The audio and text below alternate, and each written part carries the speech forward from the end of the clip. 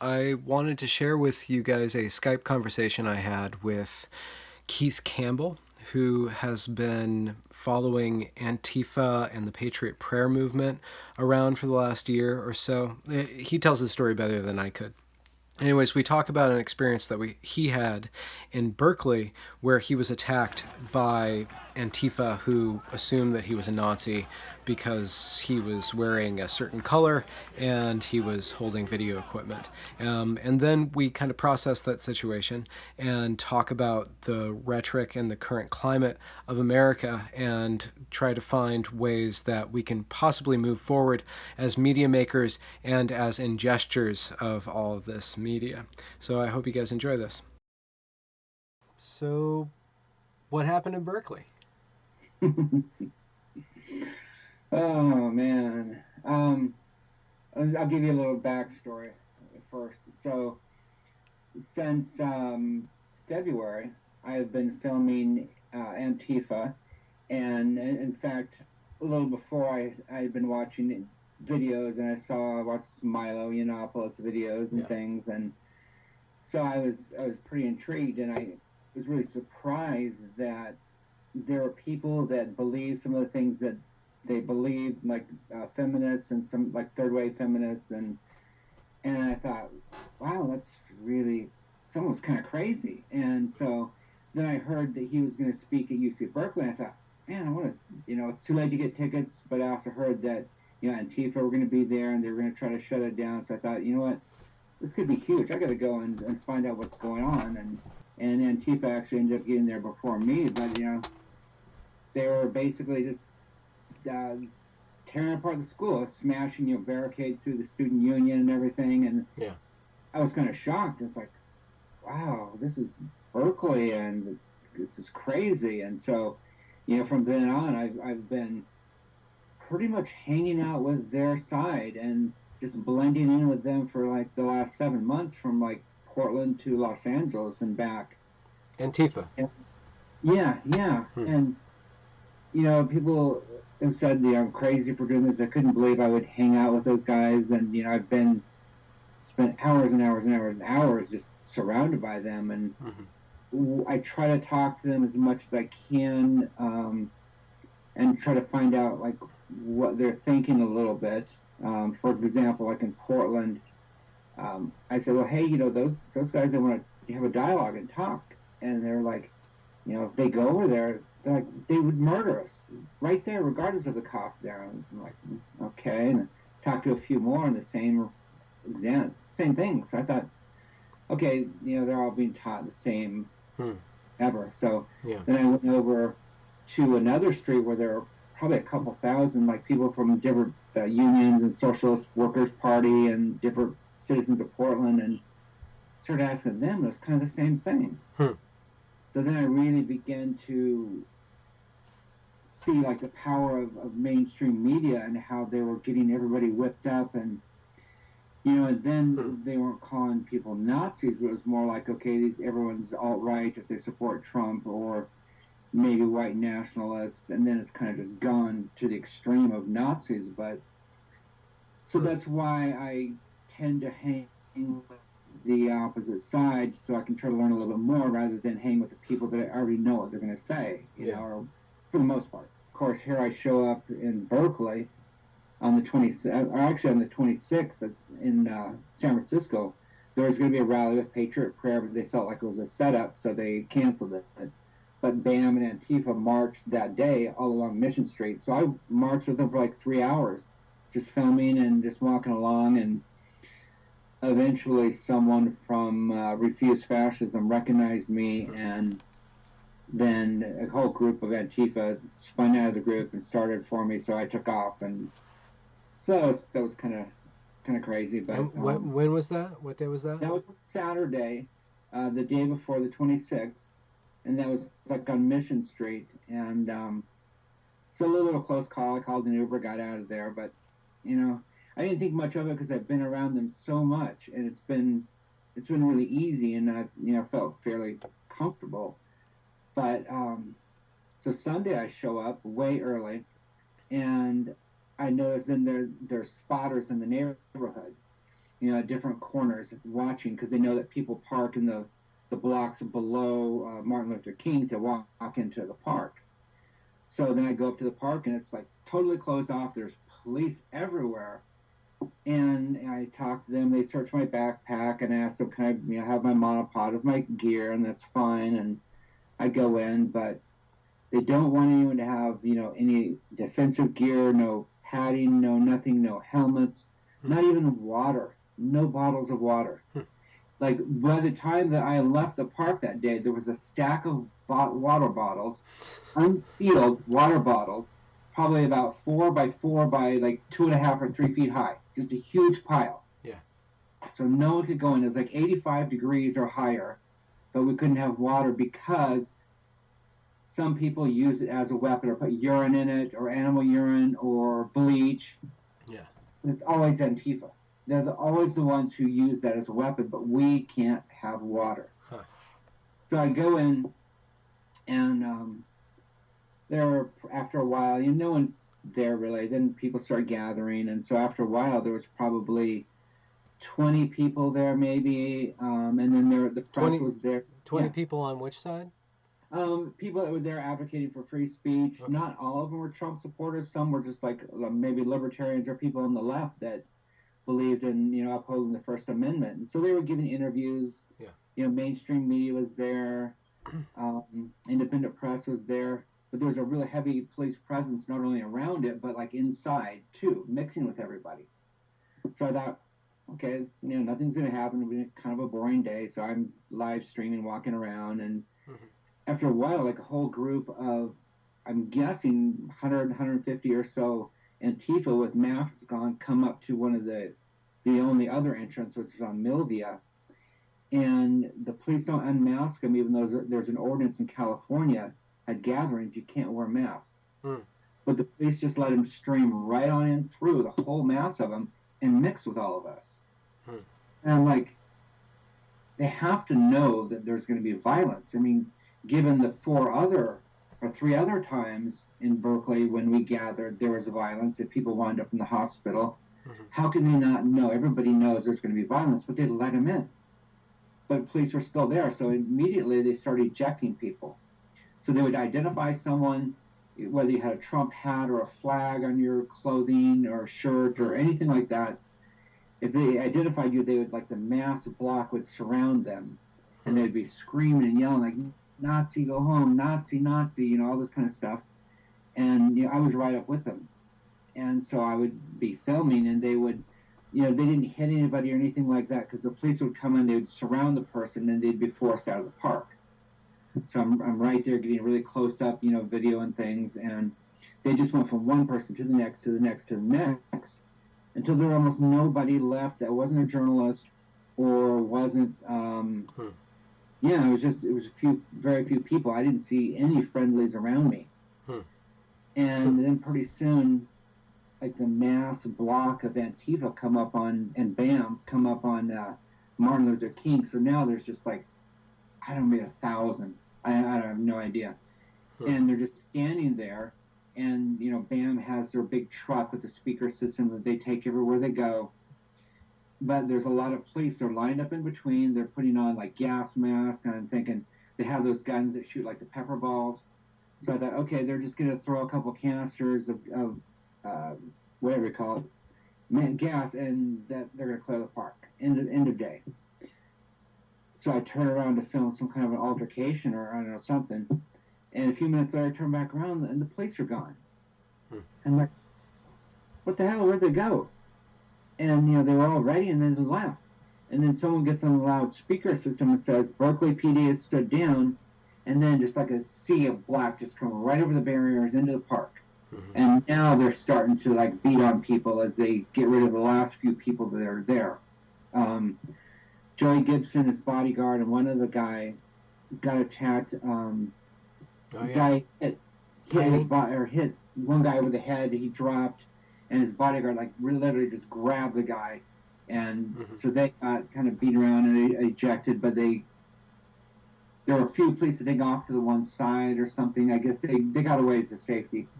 But I noticed a mass of them went down Alston Way. So I thought, okay, I'm going to go see what they're doing. So I went down there with them. And there, I don't know, maybe there was like 100 or 50 or who knows. But so I'm down there filming and I'm surrounded by all these guys. And suddenly some guy just shouts something like there's that racist piece of shit or whatever who's doxing you guys and ruining your life. Something like that. And he's like pointing at me. And I'm like, oh shit. And, I thought that I really wasn't able to even hardly move before they hit me. But then I looked back at the video. And it's like I actually maybe got 10 feet or something. I don't know. I mean, there's too many people to try to stay and fight. So I started to try to get out of there. And the first spike like hit my video camera monopod and knocked it out of my hand. But it still didn't click how much trouble I was in. I was like, I'd been lulled into such a false sense of security for doing this so long. I thought I was just going to grab my camera, scoop it up, and just run. So I started to reach, and then the first like pole thing hit me over the head. And then I realized it was like a shock. I couldn't believe that they were attacking me, and then someone was like standing me up, and I could. Yeah. They had to mostly do it themselves. I really could hardly stand, and they just pulled me up. And I thought, okay, they're going to get me up and stretch me out so they can really do the damage and finish me off. And I was surprised when they let me go or pushed me out of there or something like that. I didn't know all the things that were going on around me at the time, so I just started to run or hobble as much as I could away. And like 4 or 5 of them were still following me and yelling threats and things. So I turned down another street, and they were following this. As soon as I turned down the street, this like woman ran up to me and stuck a camera phone in my face and said, "What is it like to have your life saved by a black transgender person?" And I'm like, "Great, thanks." I mean, I had no idea what she was talking about. And then she left. And then here come 2 cop cars towards me, just slowly driving. And so this guy who watched it, he ran up to the cop cars right in front, and started pointing to me and said, "Hey, this guy, he just got his ass kicked. He needs help. He needs an ambulance. He needs a hospital." And they just slowly just drove right on by, ignoring him. And so then I kept going down the street and saw my car, but they're still, these guys are still there following me. And I thought, I don't know if they're going to decide to finish it now or what. If they see me get in the car, they don't know what I'm driving. But I thought if I drive, try to go around the block or to lose them, they might get bored and decide to go ahead and attack again. So I just ran for the car, got in, and left. Yeah. They could have prevented that first group of Antifa from coming and mixing with us. There were a lot of police there. Would have been no problem to throw a couple, gas grenade things, and boom, they'd have been gone. There's no way they could have come near the park. But they let them in. Even when that mass block of Antifa showed up, they weren't there with a whole bunch of gas masks. There was a few people that did, but by and large, they were not prepared to be breathing that kind of gas. They could have dropped a few of those, and they would have been scattered or down, and it would have been over. It's not like they didn't have the ability to repel it.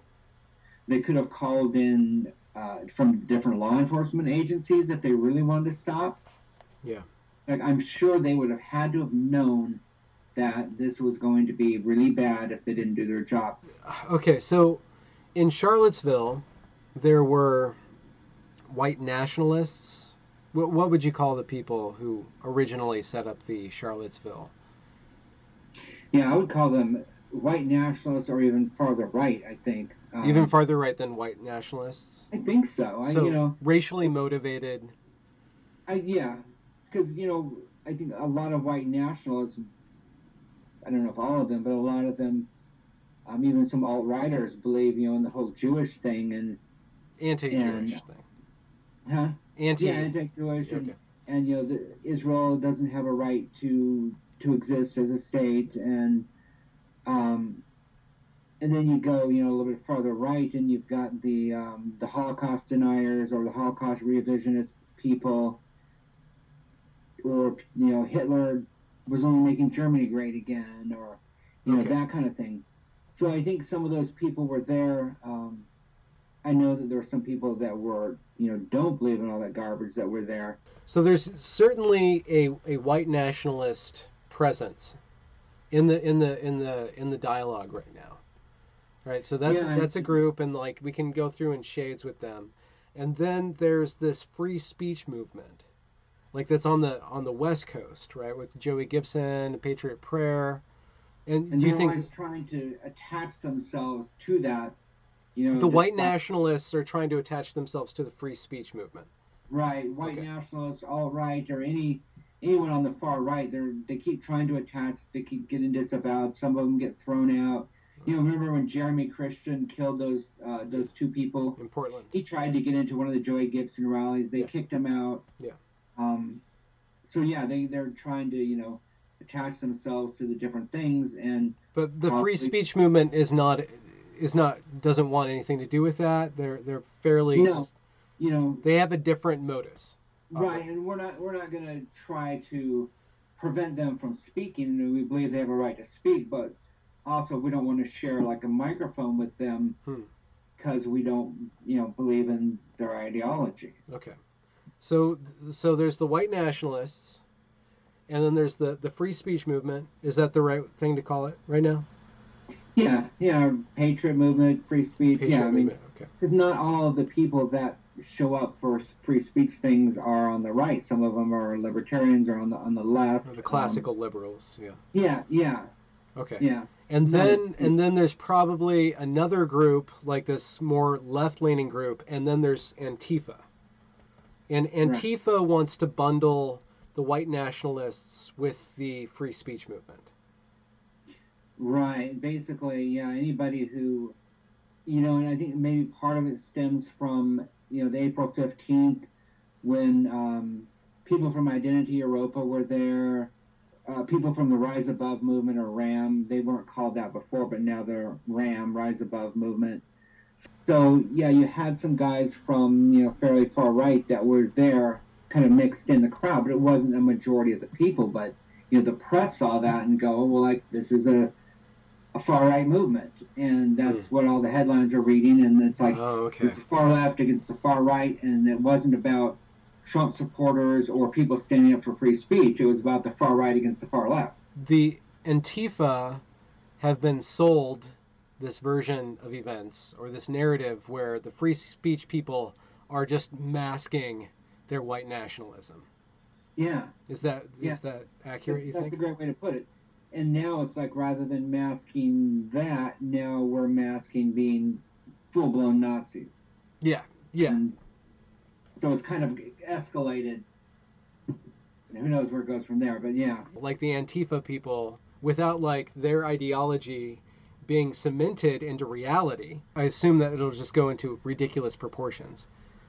Whereas if they started to have the ability to tie themselves into reality, so say the Antifa people are like, say, let's talk to these free speech people and see exactly what they think and then judge them.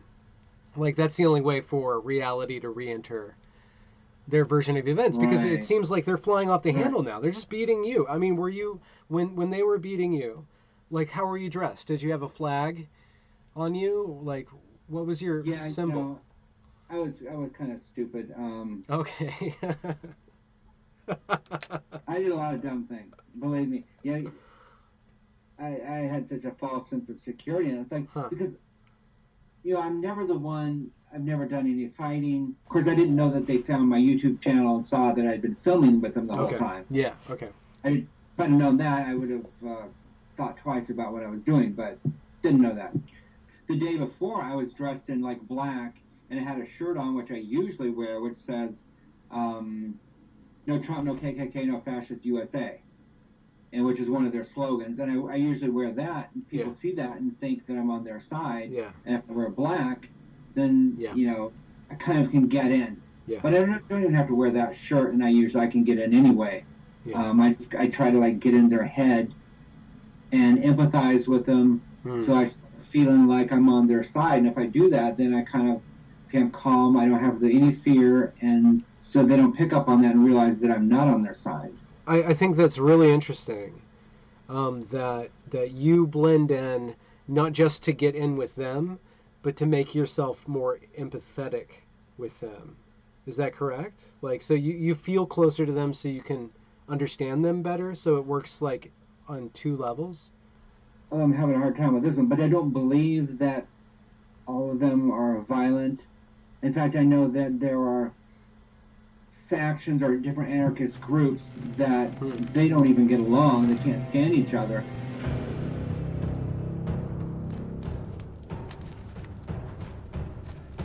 Thens. I fucking hate Thens. Some believe that violence is the only way. They don't believe in peaceful protest or anything like that. They believe in violence is the only way. Yeah. So when they need to do something like target someone, then they bring those guys in, they do their whatever, and then they go. So I'm sure that's what happened that day. It was all set up. They knew I was going to be there from social media, so because they figured out they tied my face with my social media. So they had been watching, they knew it, everything. It was all set up for me. I was like the trophy. I think a lot of them have been sold a bill of goods. You know, a lot of younger people, millennials, they're not taught what I was taught in school, so they don't know what happened, in the Soviet Union and all that, and about the gulags, and they don't know any of that history, and so it's very easy to indoctrinate them. Someone who's fairly smart can go in there and totally indoctrinate them in a fairly short period of time. Yeah. I've seen some murmurs about the media kind of turning away from Antifa, like Salon, who's like all about identity politics, like let's shame white people because it sells well, because white people love to feel shame, like whatever makes us feel we're up for. But now they're like, okay, well maybe we don't want to do identity politics, maybe let's not do that stuff. So it could be the case that the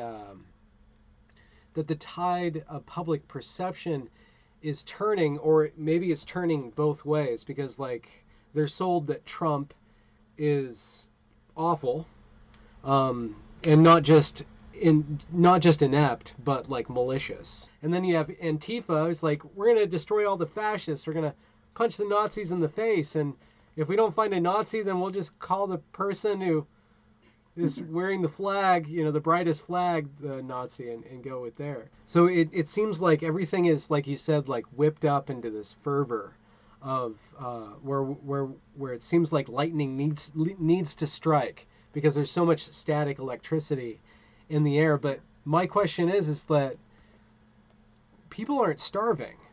I mean, people have it relatively worse off than other people, right? But people don't have it that bad in our country. When you look outside of America, like people still want to come to America. So I wonder why we are going through this. It seems like a madness on a public level, where it's like we're getting all passionate, we're getting all angry, but like, what are we really angry about? Somebody else's opinions? I see, and a lot of other people see, that it's like free speech is being attacked from all different sides, and I think it's a result of Marxist professors getting into the universities like whatever 30, 40 years ago, and I think they've been turning out social justice warriors for a long time, and it's really stepped up. I think I talked to you before about campus reform, who keeps their tabs on what's going on in the universities, and at the rate at which they spit out articles about the craziness at different colleges is just like ramping up, and the level of insanity is ramping up. And you've got universities have free speech zones where you can only have free speech at this particular zone or this particular time. You've got microaggressions, so you don't have to yell and scream or swear at anybody or insult somebody to cause a problem. It's like maybe you might look at them a little bit wrong. It's a microaggression. Yeah. Microaggressions, safe spaces. Well, the thing about the safe space is that it's inverted now. Instead of having a safe space, like everything's the safe space. You can't do anything wrong anywhere else, except there's one place that's not the safe space now. Like it seems like that whole concept is inverted. Now we have the free speech zone where you can be not safe right here. We're safely making you unsafe. Do you think that the freedom of speech movement is trying to poke the hornet's nest? Do you think that they're totally innocent? Do you think that they just want to like have free speech, or do you think like there's a little bit of trying to be inciting? Yeah, I think that some people are probably not all that innocent, and there's arguments that, well, you guys should go to a conservative city, and hold kind of a rally, and I think, well, it would certainly be safer, and maybe that's what should be done. But then also it's like, okay, there's kind of a battle right now for the First Amendment. So do you go, if you're in a battle, do you go where the enemy is or where the enemy is not? But what I do think is you've got to pick your battles. Okay. And showing up every week at some place and doing a free speech rally or whatever you want to call it is not really a good idea, and I don't think you're going to really accomplish much. But pick your battles, like trying to make sure that Ben Shapiro gets to speak, because there's been no conservative speakers all year at that school, or making sure Milo and the speakers there are coming. But I do think that some people probably go because they want trouble. And one of the things that's happened to me since I got attacked was, they bring up all these old tweets and stuff. And, I admit, I shit talk and more than I should. And, But who has never done that? And when I see, I'm very emotional, very passionate. And so I see friends, people tweet me like bloody pictures of people that have been targeted, maybe going from a rally and, barely survived, and or people being attacked. Some people I know, some people I don't know, and it makes me really angry. It's like, this shouldn't be happening. So, I can't get on the phone and call these people. So, I start tweeting out, shit talk. Okay. And so they take that, put it up, put my first and last name so everybody knows. And then, there's evidence that I went looking for a fight. I was trying to start a fight. Okay. I'm not the victim here. Just all kind of stuff. Then you've got like left-wing articles that wrote it was not the Antifa who attacked, but the far right or Nazis were going there and were starting the fights and attacking people. I'm like, and I've looked at a lot of other video, and I don't see, free speech or whatever you want to call them being, the aggressors, but the left-wing media is still trying to paint that narrative, because mainstream media has kind of gone, okay, yeah, Antifa, they're bad. What they did was bad. I don't think they believe that. I think that they're doing that because of pressure. Nancy Pelosi made a statement about Antifa and that what they did was bad, but before she was calling for blood. So she switched her stance. But again, I think she doesn't want any kind of a backlash now. So I don't believe that this is that they've had a change of heart. Okay. They're just doing that so there's no backlash against them. Yeah, they're damage control.